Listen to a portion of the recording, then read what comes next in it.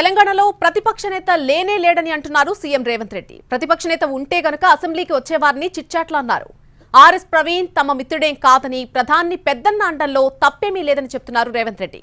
కేసీఆర్ లాగా మోడీకి తాను చెవిలో ఏమీ చెప్పలేదన్నారు. రాష్ట్రానికి కావాల్సిన విషయాలను మైక్లోనే చెప్పానని, 10 ఏళ్లలో కేసీఆర్ 100 ఏళ్ల విధ్వంసం చేశారని ఆరోపించారు.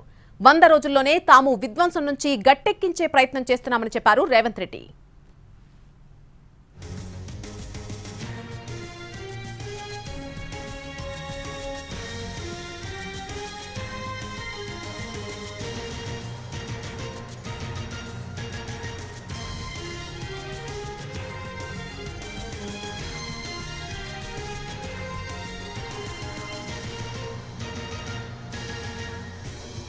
తెలంగాణలో ప్రతిపక్ష నేత లేనే లేడని అంటున్నారు సీఎం రేవంత్ రెడ్డి.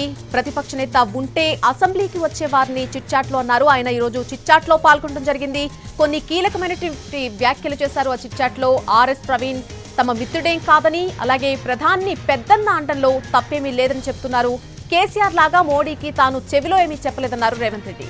రాష్ట్రానికి కావాల్సినటువంటి విషయాలను మైక్లోనే చెప్పానని, 10 ఏళ్లలో కేసీఆర్ 100 ఏళ్ల విధ్వంసం చేశారని ఆరోపించారు. 100 రోజుల్లోనే తాము ఆ విధ్వంసం నుంచి గట్టెక్కించే ప్రయత్నం చేస్తున్నామని అన్నారు రేవంత్ రెడ్డి.